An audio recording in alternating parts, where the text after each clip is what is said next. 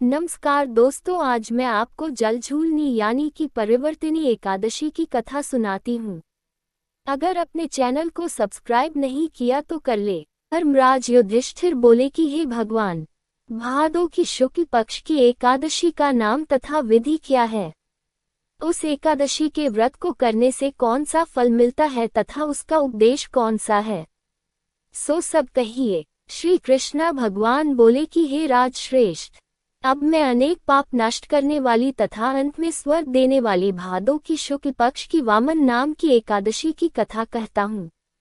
इस एकादशी को जयंती एकादशी भी कहते हैं। इस एकादशी की कथा के सुनने मात्र से ही समस्त पापों का नाश हो जाता है। इस एकादशी के व्रत का फल वाजपेय यज्ञ के फल से भी अधिक है।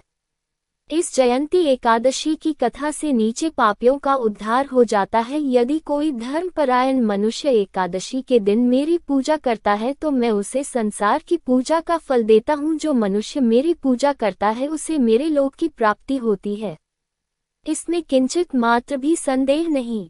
जो मनुष्य इस एकादशी के दिन श्री वामन भगवान की पूजा करता है वह तीनों देवता अर्थात ब्रह्मा विष्णु महेश की पूजा करता है। जो मनुष्य इस एकादशी का व्रत करते हैं उन्हें इस संसार में कुछ भी करना शेष नहीं रहता। एकादशी के दिन श्री विष्णु भगवान करवट बदलते हैं, इसलिए इसे परिवर्तिनी एकादशी भी कहते हैं। इस पर श्री युधिष्ठिर बोले कि हे भगवान, आपके वचनों को सुनकर मुझे महान संदेह हो रहा है कि आप किस प्रकार सोते तथा करवट बदलते हैं। आपने बलि को क्यों बांधा और वामन रूप धारण करके क्या लीलाएं की? चातुर्मास्य व्रत की विधि क्या है तथा आपके शयन करने पर मनुष्य का क्या कर्तव्य है? सो सब विस्तार पूर्वक कहिए। श्री कृष्ण भगवान बोले कि है राजन, अब आप पापों को नष्ट करने वाली कथा का श्रवण करो। त्रेता युग में एक बलि नाम का दानव था। वह अत्यंत भक्त, दानी, सत्यवादी तथा ब्राह्मणों की सेवा करता था। वह अपनी भक्ति के प्रभाव से स्वर्ग में इंद्र के स्थान पर राज्य करने लगा। इंद्र तथा अन्य देवता इस बात को सहन न कर सके और भगवान के पास प्रार्थना करने लगे। अंत में भगवान ने वामन रूप धारण किया। मैंने अत्यंत तेजस्वी ब्राह्मण बालक के रूप में राजा बलि को जीता। इस पर युधिष्ठिर बोले कि है जनार्दन, अपने वामन रूप धारण करके बलि को किस प्रकार जीत सो सब विस्तार समझाए।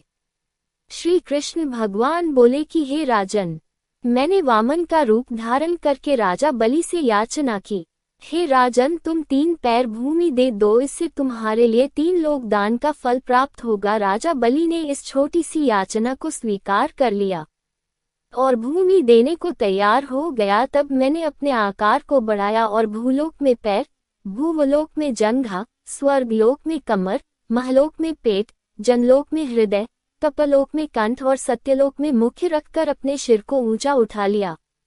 उस समय सूर्य, चंद्र, नक्षत्र, इंद्र तथा अन्य देवता आदि शास्त्रानुसार मेरी स्तुति करने लगे। उस समय राजा बलि को पकड़ा और पूछा कि है राजन, अब मैं तीसरा पैर कहाँ रखूं? इतना सुनकर राजा बलि ने अपना सिर नीचा कर लिया। उस पर मैंने अपना तीसरा पैर रख दिया और वह भक्त दानव पाताल को चला गया। जब मैंने उसे अत्यंत विनीत पाया तो मैंने उससे कहा कि हे बलि, मैं सदैव तुम्हारे पास ही रहूंगा। भादों की शुक्ल पक्ष की एकादशी को परिवर्तनी नामक एकादशी के दिन मेरी एक प्रतिमा राजा बलि के पास रहती है और एक क्षीर सागर में शेषनाग पर शयन करती रहती है। इस एकादशी को विष्णु भगवान सोते हुए करवट बदलते हैं। इस दिन त्रिलोकी के नाथ श्री विष्णु भगवान की पूजा की जाती है। इसमें चावल और दही सहित रूपा का दान दिया जाता है। इस दिन रात्रि को जागरण करना चाहिए। इस प्रकार व्रत करने से मनुष्य समस्त पापों से मुक्त होकर स्वर्ग लोक हो जाता है। जो इन पापों को नष्ट करने वाली कथा को सुनते हैं उन्हें अश्वमेध यज्ञ का फल मिलता है। अगर आपको मेरी का कथा पसंद आए तो कमेंट बॉक्स में जय श्री विष्णु भगवान लिखे।